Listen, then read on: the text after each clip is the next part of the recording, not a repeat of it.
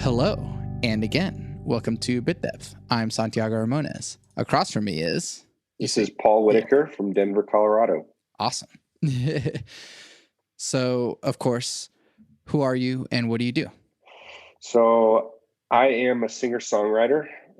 I most recently was playing in a band called Whitacre, which is just taken obviously straight from my last name. And right now it's still just kind of like a hobby for me. I do still have a regular day job, but doing everything that I can to turn this into a career and just spread music that has a hopeful message in such a heavy kind of dark world right now. Yeah, definitely. How did you first get started in music? So I first started playing music in high school. I saw a buddy at school playing Thunderstruck on this electric guitar, and I thought it was the coolest thing. So naturally, as a 15-year-old kid, I asked for a guitar for Christmas and like learned 2 or 3 songs and then put it up for probably a year or so. And just like kind of naturally found myself picking it back up a few years later and becoming really passionate about it. And that developed into playing for some friends in college. And then once I moved out to Colorado and met my bandmates, I was like, gosh, this would be an amazing career path.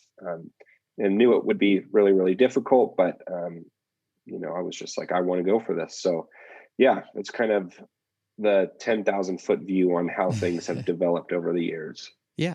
Where'd you grow up and what brought you to Colorado? So I grew up in Indianapolis, Indiana, and I still like Indiana, but I just knew from a very early age that it was not going to be the city that I wanted to live in for a long time. So in college, I started to become really passionate about rock climbing, and there's not a lot of rock climbing opportunity in Indiana. So my parents actually took a trip to Colorado without me once I had like moved out of the house and started working. And they were sending pictures of Garden of the Gods in Colorado Springs. And I was just like, I am in the wrong place right now. So I think it was like 2 or 3 weeks from when they sent those pictures on vacation. I was like, I'm moving, and packed up my car, sold everything that I owned, and just like restarted life in 2016 in Colorado. And it's been great ever since. Yeah. Did you ever, I guess, try to do music in your hometown, or did you really only start in Colorado? I would say it really only started in Colorado. Like I said, it was a hobby, and I would play for friends from time to time, but there was never a moment where I was, seeking out big shows and like really getting any kind of momentum in Indiana. It really took being in Denver for that to start happening. Yeah. So I guess how do you feel like the Denver music scene is sort of unique to Denver? I feel like every place kind of has its own character and its own kind of style. So what makes Denver specifically like Denver? Yeah, that's a really good question. So whenever I moved out to Denver, I had no intention of playing music. It really took a couple of months to realize, like, man, there's something really special about the music scene here that feels like things are possible. And really what that difference was, I guess, compared to Indiana, is every single big band or good band or band that I'm a fan of always tours through Denver. And in Indiana, as a touring band, you're not like, oh, I cannot wait to go to Indiana on tour. But bands love to come through Colorado. So there just became a moment where I realized that all of these bands are coming through Denver, and there was a lot of opportunity for local musicians to open up those shows. So there just came a point where I was like, man, I bet I could bring 10 people to this show for this artist that's going to bring 50 people on their own. And that kind of started to snowball. Like, okay, I'll bring 20 people, I'll bring 50 people. And that just got bigger and bigger and bigger. And those opportunities, I don't think, exist with such little competition in cities like LA, Nashville, New York.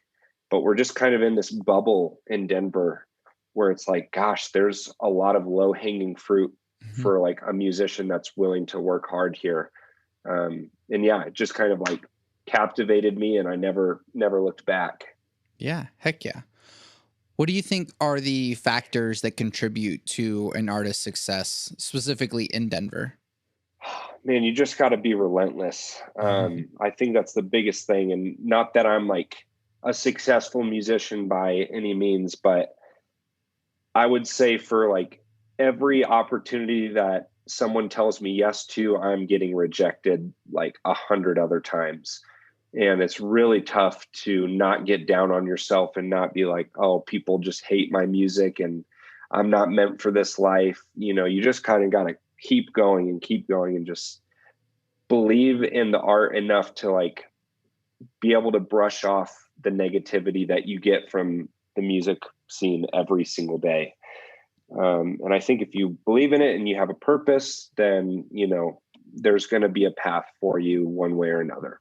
Yeah. What are some of your biggest influences, kind of whenever you first started and where you are now as a band?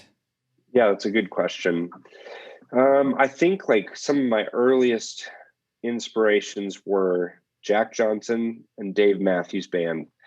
And I wouldn't say that my music is anything at all like them, but it was really helpful. Like Jack Johnson plays acoustic guitar in a really interesting way. And I don't want to like get too technical about it, but I kind of watched him and how. Please do, actually. Okay, all right, cool. So Jack Johnson plays like lots and lots of bar chords, which whenever you're learning guitar is such a frustrating thing because bar chords are so difficult to play for like the first year or two of learning. But they also sound super unique. So whenever I was learning, it was like, gosh, if I want to make my guitar sound like Jack Johnson, I have to play bar chords. And Dave Matthews was kind of the same way, where it was like, all right, these guys play in a really difficult style for a beginner, but I'm just going to like do my best. And it sounded terrible for years. And I'm still not even, great at guitar, but I really appreciate them as like the people that I watched early on because, it just taught me some things that I really value today. Yeah. And then with the influences that you have now and how that sort of affects your band. Yeah, sorry, I forgot that part. So It's all good. moved from like being a solo musician and then going into a band, like I started to just love rock music so much more. So there are some kind of indie bands that started to really influence me. Trying to think, like Raylan Baxter is an artist that has a rock band behind him, and he's really amazing.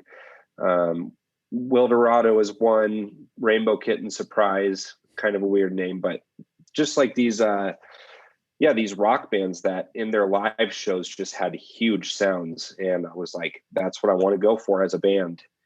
But even then, since COVID-19 hit in March, and our band has like lost all of our shows, I've started to go back to my roots and like really appreciate acoustic kind of stripped down singer-songwriter music, and have started to write and release music that way again, which it's been years since I've done it that way. And it's kind of a learning curve all over again, but it's just so hard to know when live music's going to come back in full capacity. So I'm kind of just like owning that singer-songwriter thing again.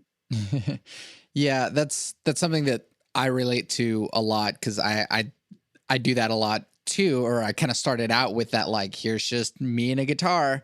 And so I guess how do Yeah. you, I guess, break away from that and then learn to accept that? Yeah. Kind of like breaking away from the band. Is that what you mean? Well, Or how do you break away from the like the singer-songwriter guy of like, here's a guy and a guitar, and then that probably has to do a Mhm. lot with having a band, but then also then even with the band, sort of allowing yourself to be able to, all right, here is just some acoustic stuff that might eventually work with a Yeah. band. Yeah. So just to clarify, like right now, the band is like one entity, and then my solo music is totally separate from it. Mm, But it's been it's been cool, and like I've always kind of written my songs on a guitar by myself, and then even in the context of the band, I would just bring it to the group of guys and be like, here's this song that I wrote. And 5 or 10 minutes later, there's a big drum beat that's behind it and a lead guitar line and all of these different things, and it's like, okay, I didn't even have to do anything to move this song from just an acoustic guitar song to a full rock band song. I kind of always leaned on my bandmates to help me out with that.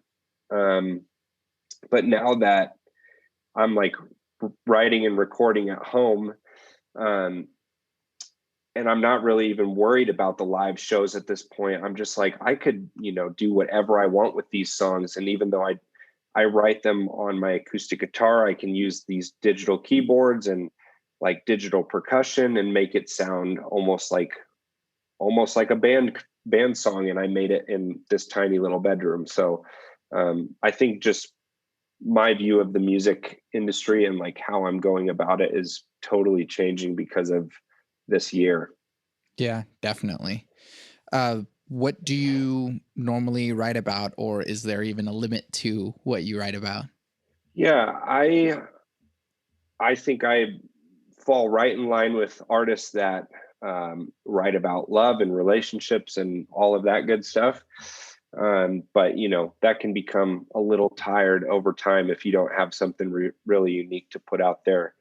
So then I do try and like intermingle that concept into my Christian faith as well, and just trying not to pigeonhole myself as a Christian artist, but also wanting to stay true to my desire of writing music that has a hopeful message in it. So yeah, those are kind of the two themes that I pull from all the time. Yeah. Kind of thinking about that Christian message, there is kind of like a small area that you can encompass where it's like not a Christian artist, but a Christian artist. And so it's like, so it's kind of difficult to pull Yeah. that thing off because, like, I mean, Sufjan Stevens has done it really well, but it's Yes. like, how do Yeah. you kind of find that balance in there? 100%. That's something that I'm like daily working through right now. Is there's so many artists that I really love and respect that have found that balance so well. Like Need to Breathe is a really big band that has towed that line well, and Judah and the Lion's another one. And it's just like trying to figure out how to show people that there is like a hopeful message while also keeping it open-minded enough that anybody can listen to it. So for me personally, I'm just trying to write the most honest music that I possibly can, and then I guess just kind of check it on the back end and be like, does this sound so blatant, or is this like cheesy or whatever?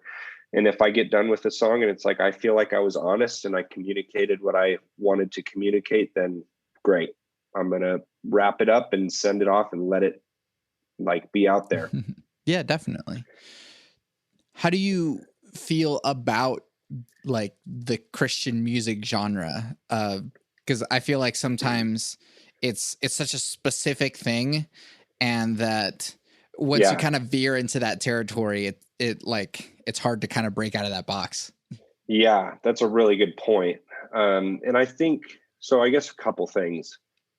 I would say if for whatever reason, I doubt this would ever happen, but if for whatever reason my music somehow got pigeonholed into just being straight up Christian music and it was successful in that way, then that would be great. I would own that and just be like, this is the way that I am going to make music my career, and I'm going to own it and I'm going to be proud of it. Um, but then also, like, I went to a worship concert this last weekend, which was like the first concert of this season that I've gone and seen. And I mean, the artists were like straight up worship leaders on stage. And I was like, I just am not this kind of artist. So, you know, I think that there is just, whenever you really want to just be a Christian artist, I think there are obvious things that you do that like lock you into that. And if you don't want to be pigeonholed into that, then, I think it's easy to kind of like veer away from only being a Christian artist as well. Yeah, definitely. So since you've been kind of, we've all been kind of cooped up at home, but like, how have you been exploring the usage of sort of working by yourself and using the computer and using technology to create sort of different things that you haven't been able to do before? Yeah, man, it is crazy how much my process has changed over the last like 6 or 8 months.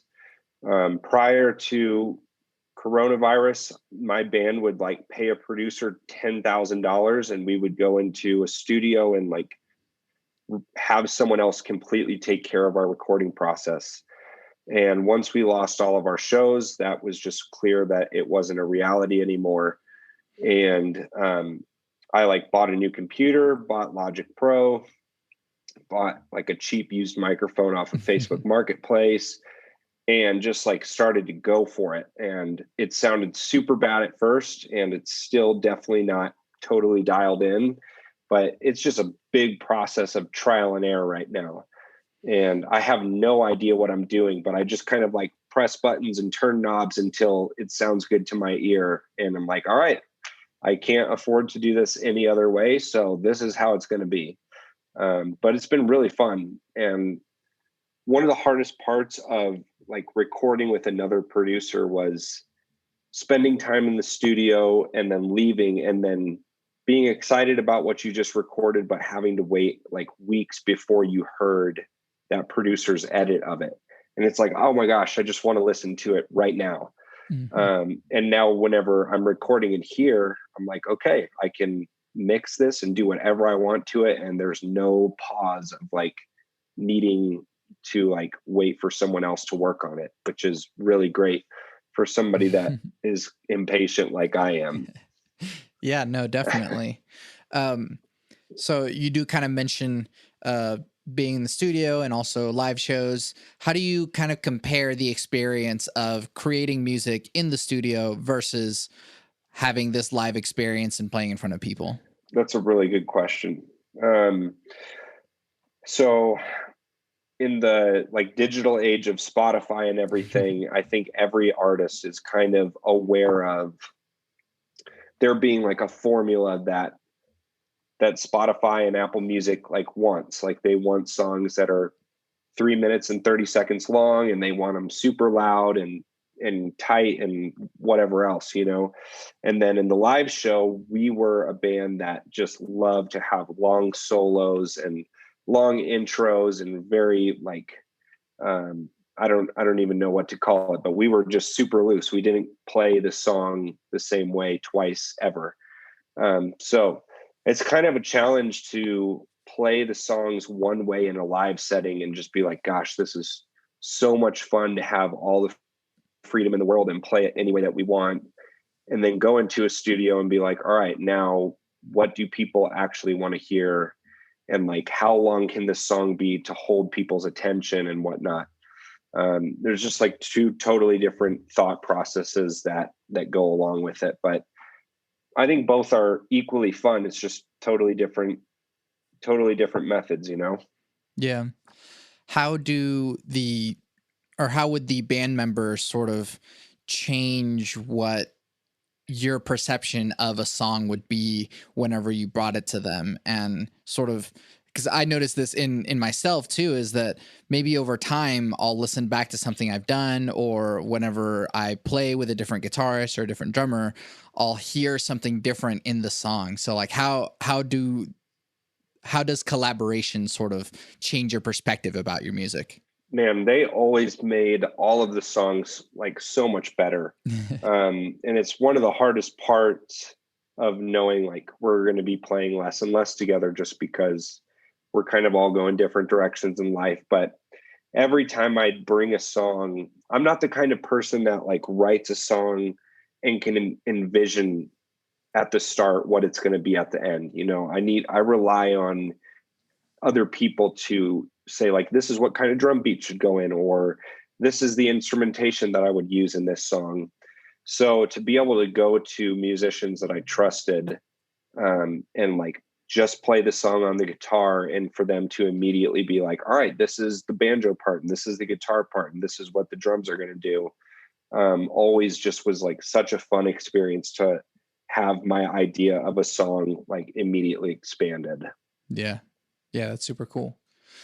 What are your goals, I guess, now as an artist? Where would you want to see yourself being, and, kind of past COVID, but like, I guess, do you want to become, as big as blank, or do you feel satisfied sort of reaching some sort of level of sustainability? Yeah. So my whole purpose, or like my whole goal, is to like be able to use music as my income to pay the bills. Like that's Mhm. what making it would look like for me. With that said, the dream has totally shifted over the last few months from like being in a band, and we were like, we want to be as big as Coldplay. We want to be huge, playing stadiums, like just be a huge rock band.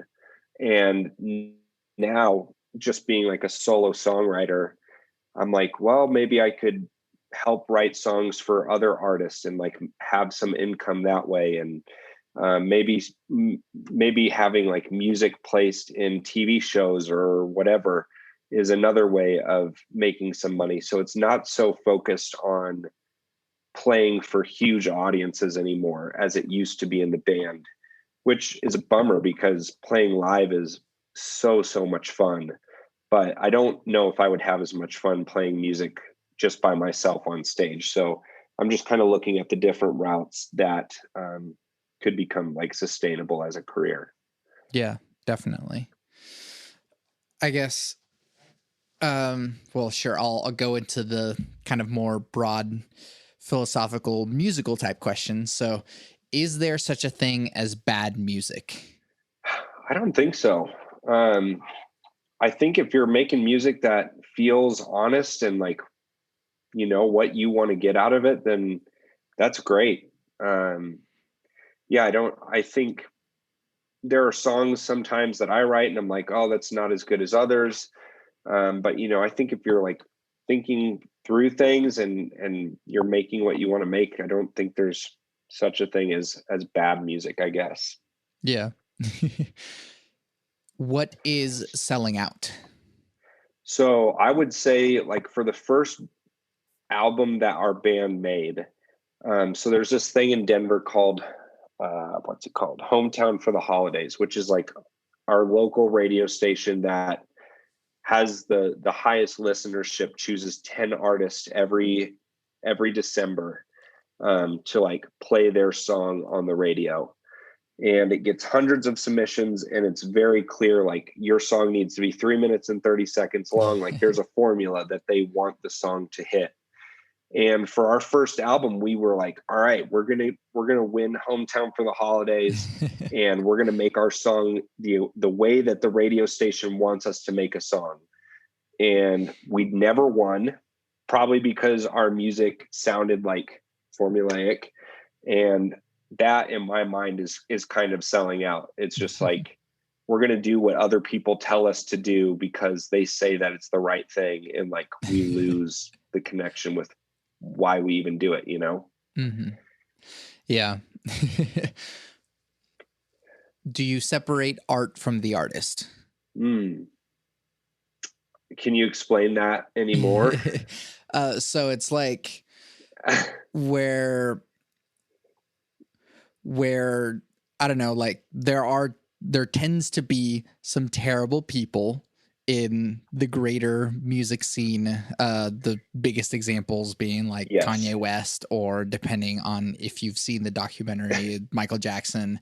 And so it's like, are you still able Yes. to enjoy art, or, music in this instance, but art really, even though you know that the person that created it is quite possibly, or definitely a terrible person. Yeah, that totally clears it up. That is a challenge for me, because there's some music that's just so undeniably good, and it's just so easy to enjoy. But whenever you hear like a negative story about the person, it definitely taints the experience of listening to it. And on the flip side of that, for artists that are just so good and have like such a great purpose for why they play music, it makes me just like that much more obsessed with their songs. Like I love to just watch artist interviews on YouTube and just be like, wow, this person is amazing, and they have like such cool perspectives on life and anxiety and whatever. And I'm like, now I want to go listen to their music because I really appreciate them as a person. So I think it goes both ways, but yeah, I don't know. I think it's kind of inseparable, you know? Yeah, definitely. What have you been listening to lately? What's sort of been giving you some comfort during COVID? Yeah. So I've got my Spotify pulled up now. Judah on the Line is one of my favorite bands, the Avett Brothers. Um, but I've been listening to like really chill music and like sometimes instrumental, like hip hop beats that have no lyrics or anything. Just because when you're working at home alone all day, that kind of music has just been really calming and soothing to listen to. So yeah, I've really, really enjoyed kind of lo-fi instrumentals, I guess. Yeah, cool. I guess shameless plug. I have an ambient album that's on Spotify, so look up Santiago Ramones Bloom. Uh, Nice. Love it. so, I guess two more things on this front. What's something about you that people don't normally know? Something about me that people don't normally know. It's tough because I'm an open book. Like whatever I'm feeling, people know that like I'm gonna dish it out there. But I think a lot of people get this idea that I am a full-time musician, and I'm actually a social media marketer by day, which I think helps a lot with like knowing how to promote myself and my music. But yeah, tons of people are like, "Oh man, you're doing this full time. That's so great." And I'm like, "No, I actually like run Facebook ads for car dealerships during the day, so I still have a ways to go." Yeah. And then lastly, what is some advice that you would give to people who are also wanting to uh, try and get noticed in their music scene or get more Spotify plays or really just make it in some way in the music scene? Yeah. So one really cool thing that I'm working on right now that is just like an idea that my friend gave me, is collaborating with other artists. And I've just like started reaching out to artists that I really love, not like people like Coldplay or Dave Matthews or something like that, but you know, artists who are obtainable to get in touch with and just saying, I really like your music and I would love for you to work on a song with me. And I think that will open up my music to their audience, but it also helps that artist get some income while they're like not touring and stuff. So that's great. And then one of the biggest things that's helped me get heard on Spotify is just like making connections to independent playlisters. So not even worrying about like the Spotify official playlist, but there's people out there who make amazing playlists on their own, and like you can get to know them and say, hey, I think my music would be a good fit on this. And a lot of times they're like, cool, I would love to listen to it and consider it. So I think that's a great route. Awesome. Yeah. Actually, just thought of another fun question for this, but like since you've done a whole lot of touring with bands and stuff, what's sort of been a moment that um I guess two moments. One moment that just felt like completely glorious and awesome, and another moment where you felt like everything was falling apart, but you still pushed through. Yeah. Yeah. Two things come to mind for both of those. Um, so like living in Colorado, Red Rocks is an obvious venue that everybody is like, I want to play at Red Rocks. And whenever I moved out here, I would just like go to the venue by myself late at night, like 1 a.m, whenever there's nobody there, and just like sit and dream about what playing a show at Red Rocks would be like. And last year, our band got a chance to play. There were like 7,000 people there, and we walked out onto that stage, and it was just like everything kind of running through my mind, all the memories of going there by myself and like dreaming about it, and then walking out and seeing thousands of people at arguably the best venue on earth was just like, this is insane. I love this. But then one of the toughest moments was on our tour in March. We were in Seattle for the first time ever. And it was like, first of all, Seattle was like the most like focused on place of coronavirus. It was like Seattle is the hub of everything. People are dying there. So we went to Seattle and there was nobody at the show. I can't even believe that they even had us play the show, but there were like 3 people there, and we had driven at least 10 hours to get there.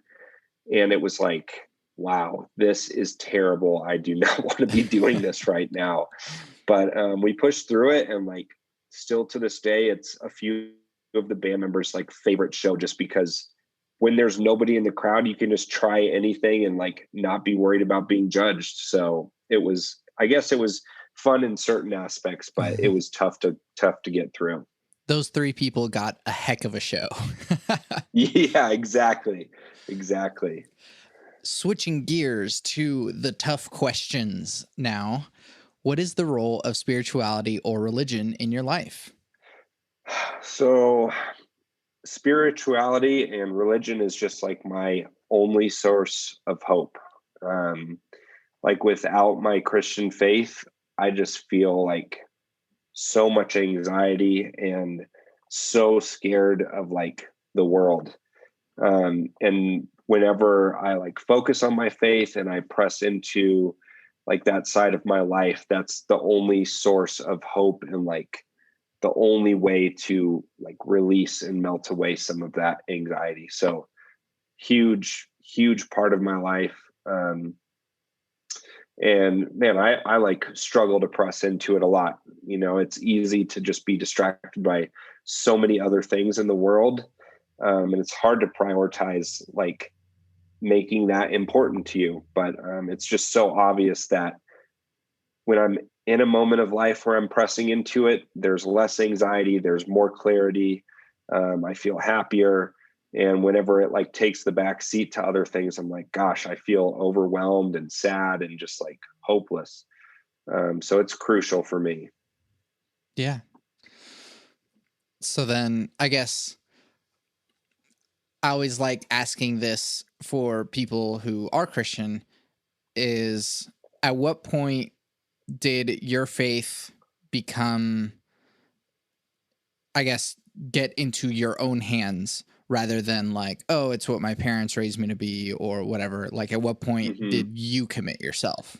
Yeah, good question. So in high school, I was like taking a really negative path, and I was raised in a Christian household where it wasn't an option to go to church every single Sunday. Like I was going no matter what. And I would like fake being sick on Sunday mornings. I'm like, I don't want to go. And I was just like going down a bad path. I was like starting to become curious about drugs and like just, bad things. And I ended up getting caught like doing some drugs and like getting into that culture. And as a part of my punishment, I guess, my parents were like, you don't have an option. You're getting involved in like the youth group at church. And I started going and like started leading the worship at my youth group. And slowly over time, I was like finding myself making friends there and like building up a community at church, and kind of thinking like, wow, this is actually a good place for me to be, and I enjoy being here. So whenever I went off to college, I had like my freshman year, I went off the deep end and I was like, I'm free again. I can do whatever I want. And I actually met a roommate that wasn't even a Christian freshman year. And he was like, the way that we're living our lives is terrible. And I'm going to start going to church next year. You can like come with me or not, but I'm done living this kind of lifestyle. And I was like, all right, well, you're basically my only friend at college, so I'm just going to go to church with you. And I would say that's whenever the decision was made, like separate from my parents, where I was like, I want to be in church. I need church. I need like the relationship with other Christians.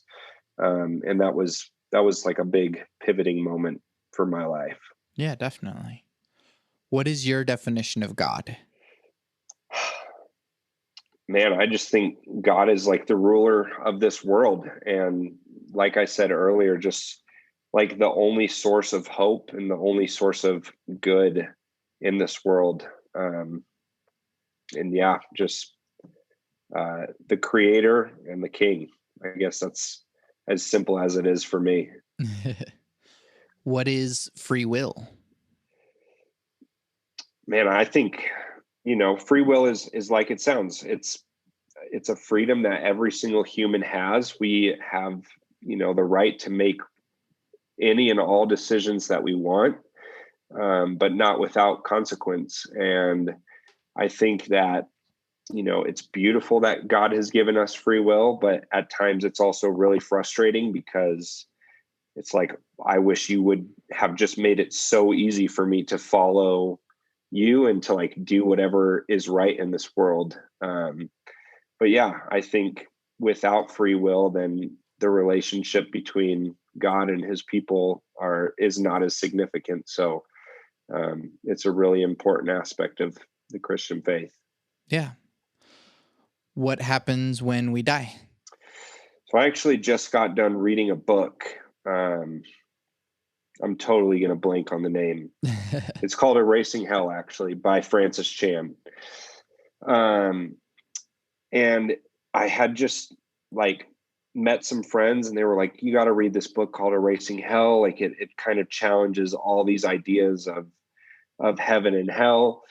And I was like, gosh, that sounds amazing. Like, I want to read a book that tells me that hell doesn't exist. And like, I want to know that like, if I mess up in this world, that it's not going to be that bad in the afterlife.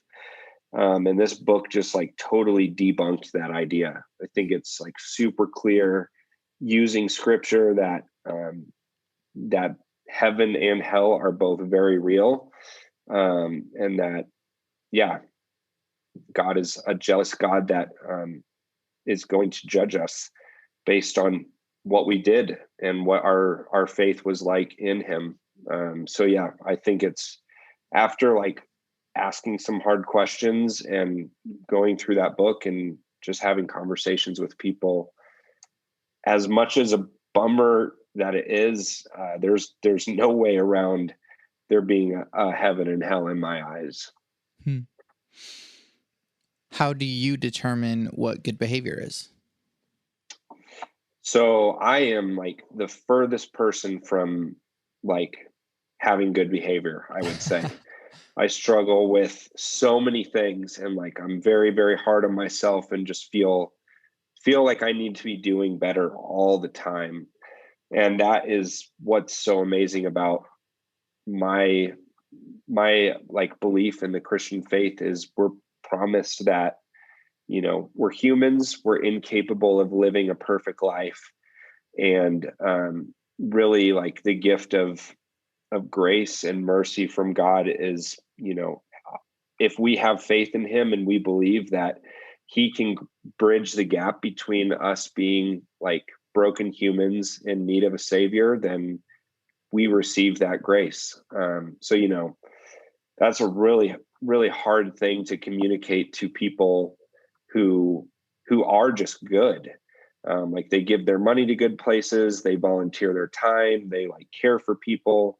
really well. But if they're doing that without the Christian lens in mind, then you know, it's not truly good. And that's really challenging and something that I don't at all have completely figured out. But yeah, I'm very far from being a quote unquote good person. I think that there are a lot of non Christians that are quote unquote better people than I am. But that's where that free gift of grace comes in and what makes it so amazing. How do we reduce the division? I think the best way to reduce the division is to stop acting like one side has a better idea. Um, you know, like especially with like politics right now, um, by either side having like really like set in stone ideas and not being willing to like open up and consider other people just kind of like creates a tension and like a war almost, and it's super unhealthy. So I think you take away the division by having an open mind to what other people's experiences are, which is a challenge. It's hard to like accept that other people have had different life experiences than you, but I think if you can like have an open mind and appreciate everyone's perspective, the walls start to come down and it's easier to love other people the way that we should. Yeah, definitely. Do you believe humans are evil by nature? These are questions I haven't thought of before, but I like it. Um, gosh, I think we are. Um, that's my perspective. You know, it's like we come into this world and there are so many pressures. It's like all the odds are against us, you know. um it's just so difficult to get through life, in my opinion. It's really hard. And yeah, like I said, all the odds are against us and it's easy to like be evil sometimes. It's like I totally rely on the story of Christ and like way or leaning on that truth to like help me try and be positive and like live the best life I can, I guess. That's kind of the best answer I have for that. I've never thought about that. What do you think humanity is heading towards in the future? And I've thought about this one a lot lately. It's definitely hard to not think that like the world is just coming to an end with everything that is happening right now. Like especially in Denver, people are very vocal about what they believe. And a lot of that conversation is just super negative. You know, it's like businesses are going to stay shut down, everyone's losing their jobs, everyone's sick, people are dying, and you hear that for a long enough amount of time that it's like, wow, this is seeming really negative. um, but then at the same time, there's, you know, still people, I still feel um, like God is still communicating with people on earth, and people are needing to like to lean towards something bigger than themselves. Like the amount of pain and suffering that's going on in the world right now is creating an urgency for people to find something that's a better source of hope than like what they can find on their own. So yeah, that's I guess a long-winded answer, but I think it's too hard to tell like if the world's just going to keep getting more negative or if it's just going to turn around tomorrow and it's going to be all rainbows and butterflies. I don't think it's either one. But I do still think that God is active and there's still like room for this world to become a better place. But it really starts with people being open towards like loving each other a lot better than we have been. Sure. And because I always have that barrage of negative questions, I always like to start turning it more in an upwards direction. So, what are you optimistic about for our future? So this is like a really specific example. And it may not like pertain to this question at all, but it's just really interesting. There's a band that's very, very popular right now called Laney.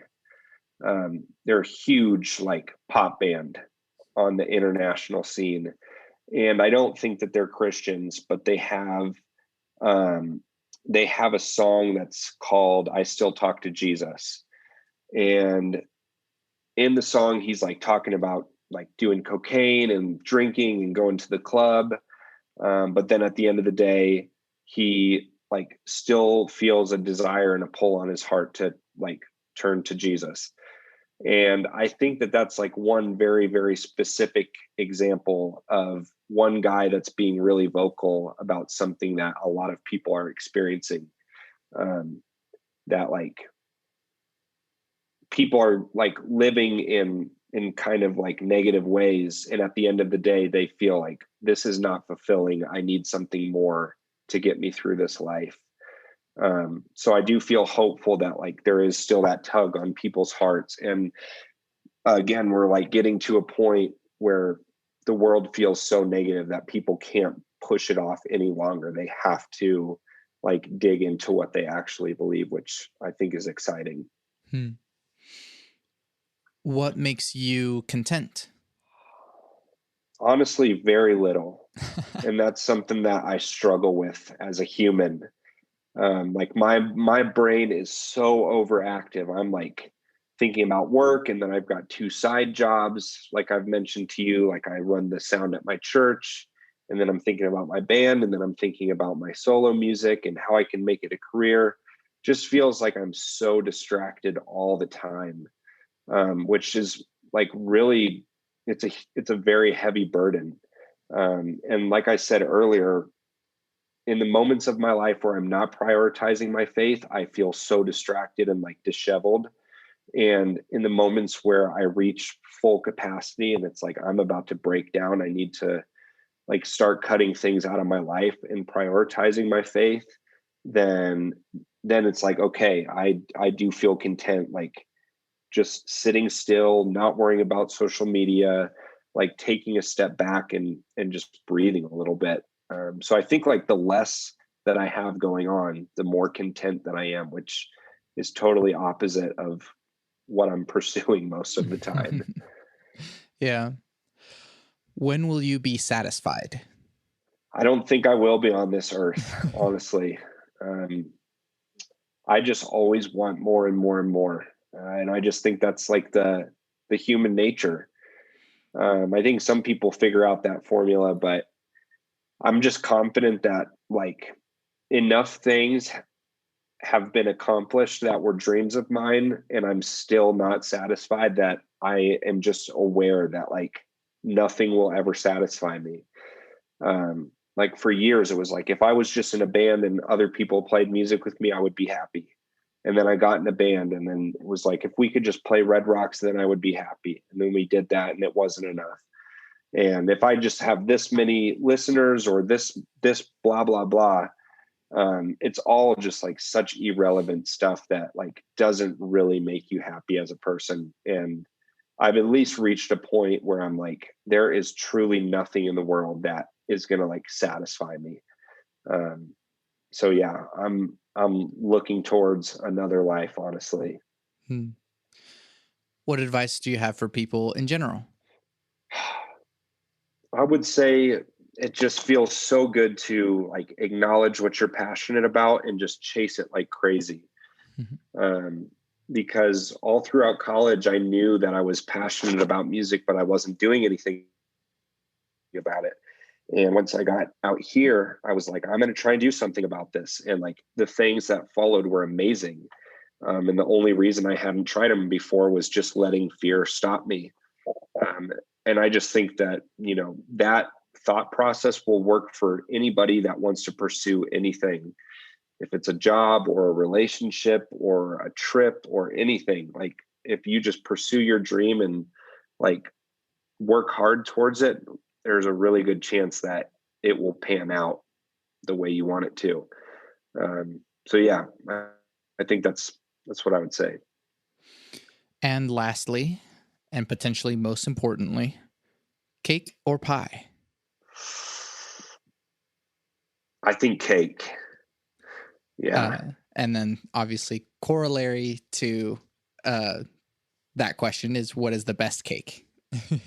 Yeah, yeah. So my mom is like a really great baker and cook, and for my birthdays growing up, she would make like a double layered chocolate cake. And then on the icing on the outside, she would just pour mini chocolate chips all over it. And it was just so good. So yeah, I think that's something I will always love. That's awesome. Paul, thank you so much for doing this with me. This is great. Yeah, thanks for having me. I really, really appreciated it. Plug your stuff. Where can we find you and your things? So best place to I guess keep up with what I'm doing is really on Instagram. That's kind of like the musician's website right now. I feel like everything as far as like videos and music releasing and anything else is usually communicated on there. And then Spotify is just a great way to listen and find other people's music that's similar to mine as well. Yeah, heck yeah. So yeah, once again, thank you so much and for taking the time and all of that. I'm Santiago Ramones. I'm Paul Whitacre. Thank you so much. You can find everything that I do on my website, santiagoramones.com. I make music. Bloom is available now, streaming everywhere. Put it on in the background or show it to your friends so you can all enjoy it together. You can also buy it on Bandcamp and get bonus content so you can sit alone in the dark with your headphones on and listen to the album in its entirety while reading and looking at the bonus content. I also make music with Power Cycle, an experimental electronic trio. Our first completely improvised album, Too Many Damn Cables, is streaming everywhere. To support this podcast, leave reviews, comments, tell your friends about it, and buy my music, because by supporting me, you're supporting the podcast. I always end the podcast with my 3 things. They shape my life philosophy. Those 3 things are: love never fails, it's going to be okay, I might be wrong.